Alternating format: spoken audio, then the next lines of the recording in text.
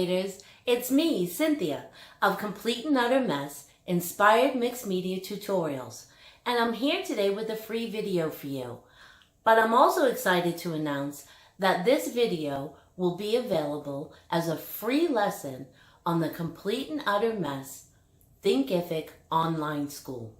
Now, let me tell you about some of the advantages to watching the lesson on Thinkific. For each of our free lessons, the videos are uploaded in short, downloadable, and easy-to-navigate chapters. If you'd like to review instructions, it's easy to find the information that you need. Signing up as a student is free, and students have access to extra content. Each free lesson contains a free illustrated PDF studio guide. The guide can be downloaded or printed to bring to your studio. The guide is a great option for folks who prefer written tutorials over videos. Complete and Utter Mess students automatically receive our newsletter, the Complete and Utter Messenger, and our newsletter subscribers get access to coupons, special offers, studio tips, and mini tutorials. Let's talk about today's project. In this video, I'll show you how to make these faux distressed wood buttons. I'll cover creating a faux wood veneer, constructing the buttons, and staining and dry brushing. This is a great beginner's project, but advanced clayers will enjoy it too. Plus, the buttons use up lots of scrap clay. So, let's begin. Gather some scrap clay. 3 to 5 colors work best. You don't even need equal amounts of each color. The faux wood effect works best if there's some contrast, so try to choose clays in light, medium, and dark values. In this video, the white clay is a light value, the turquoise clay is a medium value, and the ultramarine clay is the dark value. Roll the clay into logs of roughly the same length. Twist the logs of clay together. Roll the twisted clay into a smooth log. Then twist the log. Fold the log of clay in half, then twist it around itself.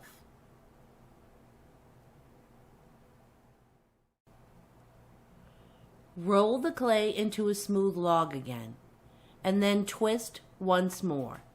You can repeat the folding and twisting 1 or 2 more times, but be careful not to blend the clay too much. You want some contrast between the stripes. Use your fingers to compress the log of clay into a block. Use your acrylic roller to flatten the block, and then put the clay through your pasta machine to the medium setting. Place the rolled out clay on a tile with the stripes oriented horizontally. Do not place any paper or cardstock underneath the clay. Use a toothbrush to brush the clay vertically. Don't be afraid to press hard. You want to leave some texture and deform the lines. When you've finished brushing the clay with the toothbrush, use a cornstarch pounce to apply cornstarch to a wood pattern texture sheet. Then, place the texture sheet over the clay. Press down firmly with your fingers. Roll over the sheet with your acrylic roller. Then, carefully remove the texture sheet. Use the Create Along circle cutters to cut donut shapes from the clay. These cutters, like all 3D cutters, work best on a hard surface. Press the cutter into the veneer and then move the cutter in a twisting motion. Carefully remove the excess clay Then use a clay shaper to smooth the inner and outer edges of each button.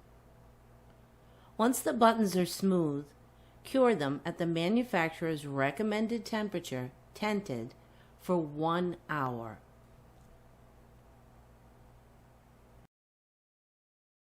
While the button fronts are curing, create a blonde wood veneer for the back of the buttons. Begin with 1/4 package of ecru and 1/4 package of white clay. Roll the clay into logs and then twist them together. Roll the twisted clay into a smooth log. Twist the log with your fingers. Fold the log in half. Then twist it around itself. Roll it into a smooth log again. Then twist it with your fingers once more. Compress the log. Then roll flat with your acrylic roller. Put the clay through your pasta machine, but this time stop at the thickest or second thickest setting. Use a toothbrush to texture the clay, just as you did for the front of the buttons. Then, just as you did for the front of the buttons, use a wood pattern texture sheet to texture the clay. First, apply some cornstarch to the texture sheet. Then, press the texture sheet into the clay with your fingers. Finally, roll over the texture sheet with your acrylic roller. These steps create a nice blonde wood texture for the back of the buttons. Place the blonde wood veneer face down on a piece of cardstock or paper. Then set it aside. Use your fingers to apply Bacon Bond to the back of the cured and cooled button fronts. You don't need very much. Try to apply the layer as smooth and as evenly as possible. Place the button fronts on the face-down blonde wood veneer. Press down lightly with your fingers. Once you've placed the button fronts, allow them to sit for 5 to 10 minutes. This allows the Bacon Bond to set up, making it less likely that the pieces will slip when you trim the excess clay away. When the Bacon Bond has set up, use your craft knife to trim away the excess clay from around the outside of the buttons. Do not trim away the clay inside the buttons. Roll out a small amount of white clay at your pasta machine's medium setting. Use the same cutter you used to create the button to cut a circle from the white clay.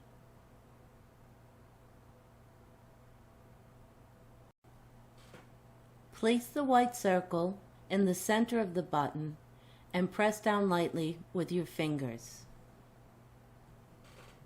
Use a texture sheet to texture the white clay.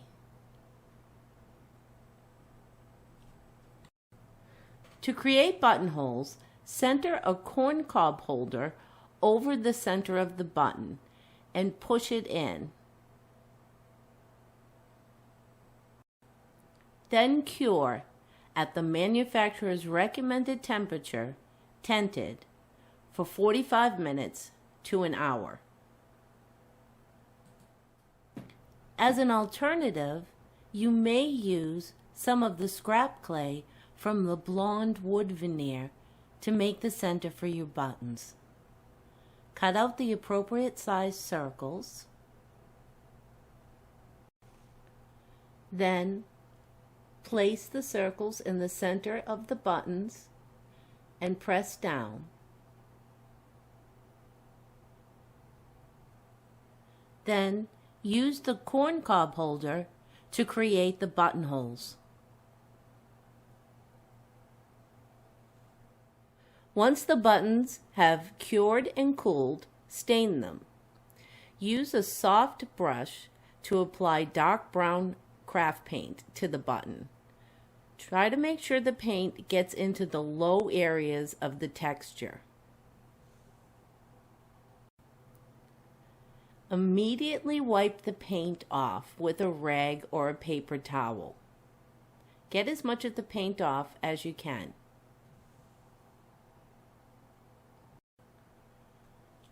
Then spray the button with alcohol or water and immediately wipe it off with a rag again. Spraying with alcohol or water allows the paint to get into all of the low areas of the texture.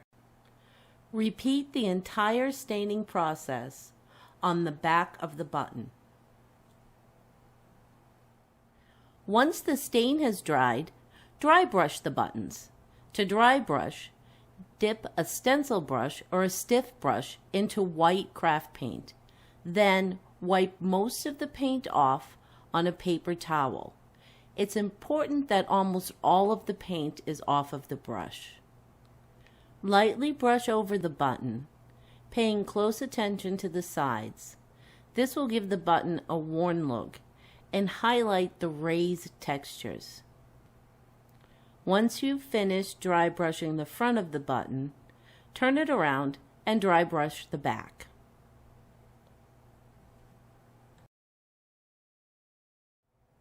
Once the buttons have cured and cooled, adjust the strip cutter to the same width as the sides of the buttons.